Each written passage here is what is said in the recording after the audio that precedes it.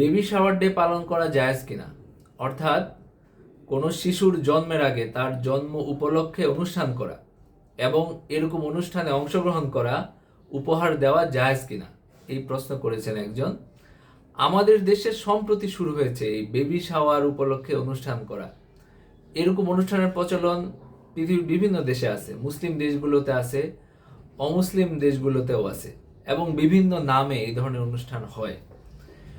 এরকম অনুষ্ঠানের ব্যাপারে ইসলামের দৃষ্টিভঙ্গি হলো যে এগুলো মোটা দাগে জায়েজ, অর্থাৎ কোনো হারাম কাজ যদি না করা হয় এবং এরকম যদি না করা হয় যে বিজাতীয় কোনো সংস্কৃতির অনুকরণে কোনো অপবিশ্বাস লালন করা হচ্ছে, সন্তানের এর মাধ্যমে মঙ্গল হবে অথবা কোনো অপদেবতা অপশক্তি রোধ হবে, এরকম কোনো বিশ্বাস যদি না লালন করা হয় তাহলে এরকম অনুষ্ঠান হারাম না।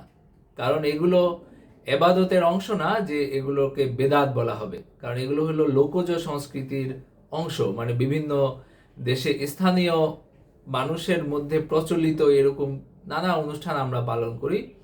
এগুলো এবাদত না যে এবাদতের মধ্যে নতুন সৃষ্টি হিসাবে গণ্য হবে, নব উদ্ভাবিত বিষয় হিসাবে গণ্য হবে, বেদাত গণ্য হবে, এরকম কোনো ব্যাপার নাই।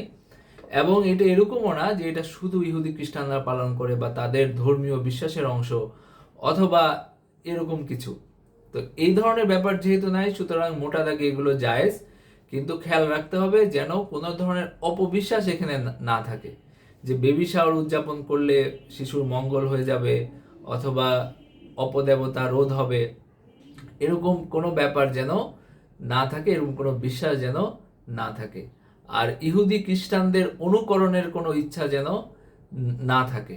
এই ব্যাপারগুলো খেয়াল রেখে কেউ যদি শিশু জন্ম হবে এর আগে মাকে কিছু উপহার দেয় এবং হলো কিছু খানাপিনার আয়োজন করে, সবাই মিলে একটু আনন্দ করে, এটাতে কোনো বিধিনিষেধ নাই বা এটা হারাম কিছু না।